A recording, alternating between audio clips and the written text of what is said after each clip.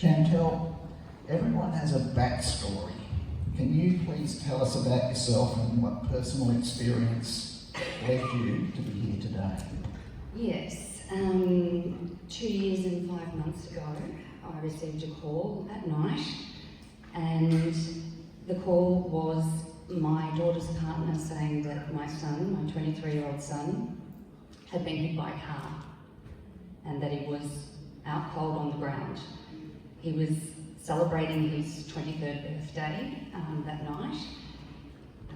He turned 23 5 days prior, and because over COVID he missed those, the 21st, he was intent on celebrating that night.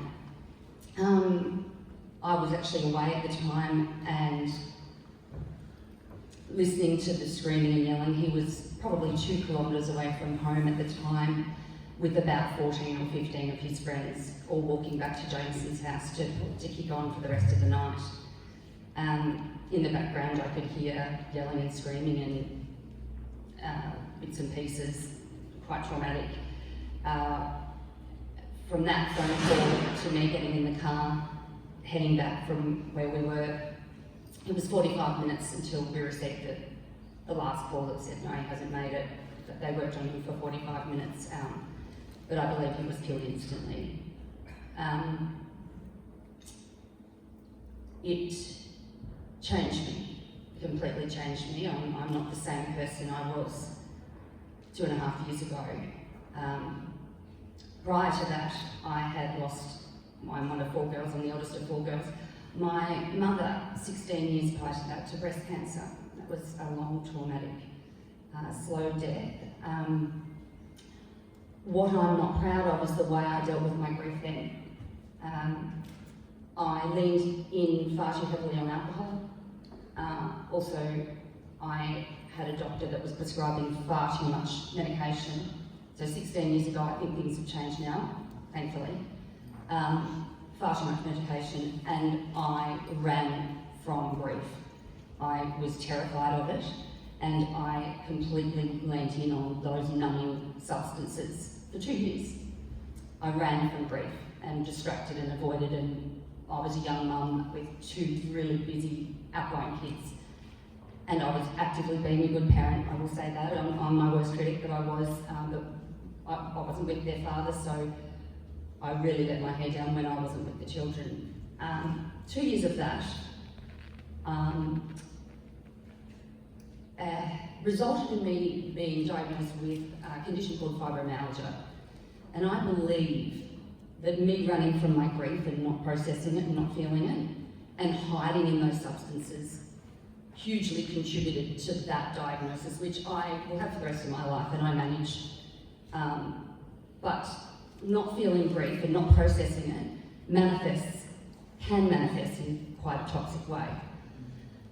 I knew instinctively the morning after we lost my beautiful son, who was the centre of our world, the most outgoing, amazing, beautiful, kind, caring kid, fun, that I wasn't going to deal with my grief the way I had with my mother. So I had learnt that was a very important gift in grief.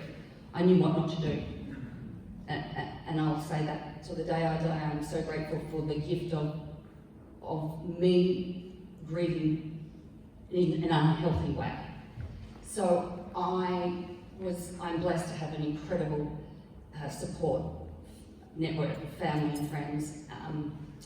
And they all urged me to see psychologists, grief counsellors, any holistic, practitioner. Just try anything, everything, which I did. And I didn't touch alcohol or anything for a very long time, because I knew that I needed to feel it to heal it. There's no healing it, but I knew I wasn't going to run from this, because I was going to be the best person I could be, because everyone else was hurting enough and they didn't need me to lose my mind, which I thought I was going to do, because losing a child feels like an unsurvivable event. It feels like you are buried with them. There's no describing it. There's no describing that pain. So I got very busy trying to educate myself on how to do this to the best of my ability, knowing that I knew what didn't work. And you turned that grief into something very powerful. You started an organisation called Projex J, the Jameson. Can you tell us a bit about the mission and the vision and what you're trying to achieve? So I think the vision was my daughter's partner at the time, that she's still with him, he lost his brother 9 years prior, and he said, I think you need to speak to Mother. And I met her, and she walked in, and this was 3 days after Jameson had died, and she walked in and she was dressed well and she was smiling.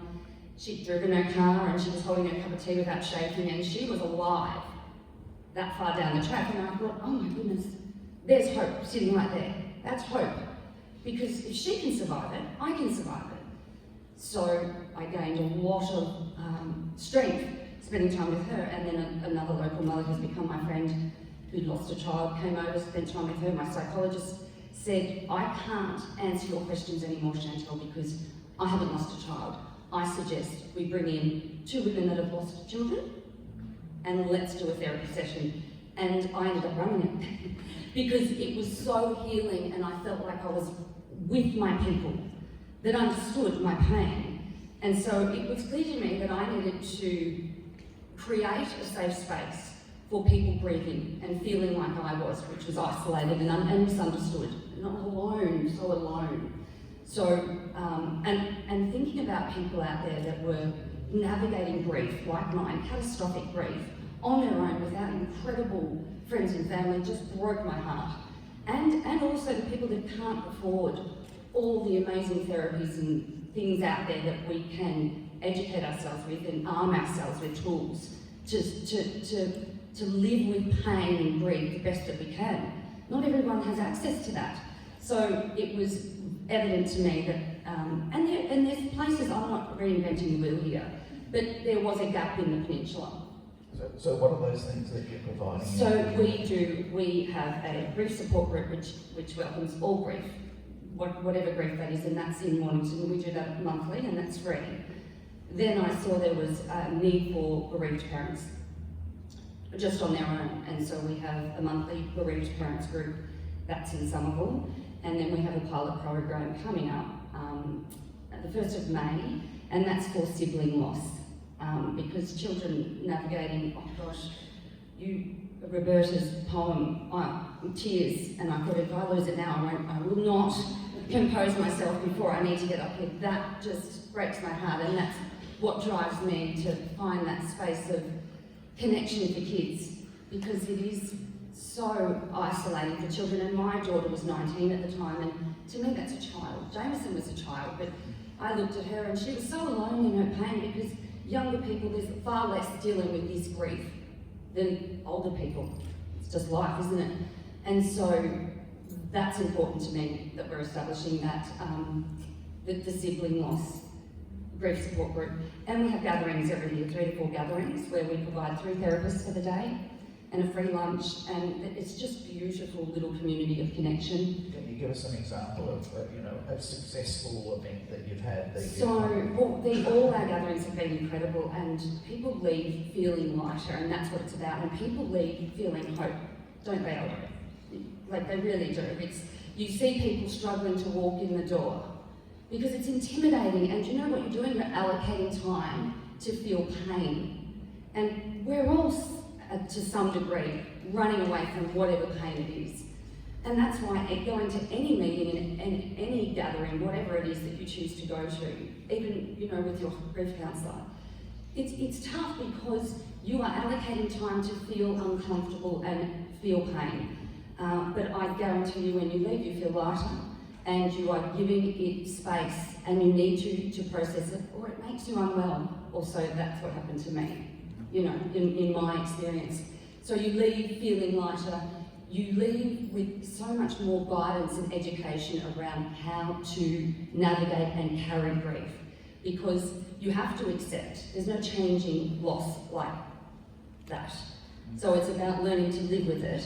And the best we can do is arm ourselves with techniques and methods, tools, strategies to learn to live with it. And that's what this journey since losing Jameson has been with my beautiful new community of grievers. And the connection and a sense of belonging in our groups is so special. And you've got a team. Incredible team. And you've got a table up the back with more details on it. Mm-hmm. What other things have you got planned? So from that first year, diabolically horrible year, and given the situation in the way Jameson was killed, which was, for any of you that are interested, it was just a random act of violence and he was mowed down and murdered. So leading up to that first year anniversary of Jameson's passing, I was concerned, young boys, and so many kids were traumatised because they saw it.